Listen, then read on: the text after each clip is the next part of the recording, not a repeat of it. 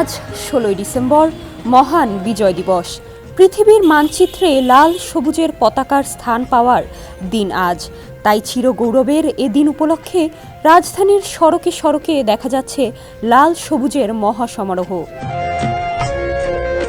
বিজয়ের মাস ডিসেম্বর এলেই বাঙালির মনে প্রাণে জেগে ওঠে দেশাত্মবোধ। লাল সবুজের ভালোবাসায় বর্ণিল হয়ে ওঠে সবকিছু।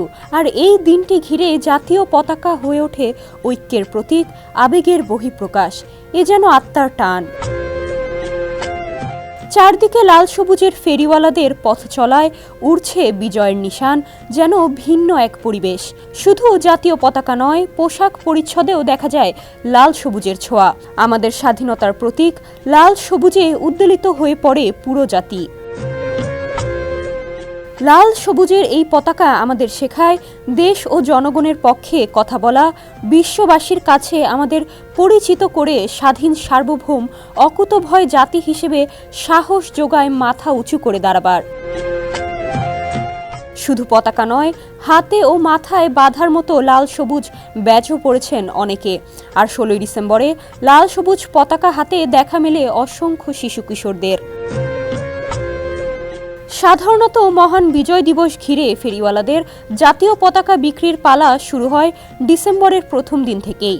কাঁধে একটা বাঁশ নিয়ে তাতে মাথা থেকে গোড়া পর্যন্ত ছোট বড় মাঝারি আকারের দেশের লাল সবুজের পতাকা সাজিয়ে বিক্রি করেন ফেরিওয়ালারা।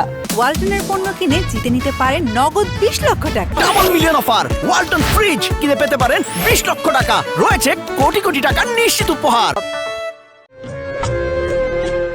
শিশু থেকে শুরু করে নানা শ্রেণীর মানুষ লাল সবুজের অন্তত ছোট্ট একটি পতাকা কিনেও জানান দেন দেশপ্রেমের কথা।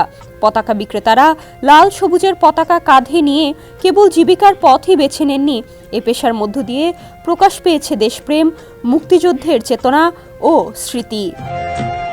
ডেস্ক রিপোর্ট, সমকাল।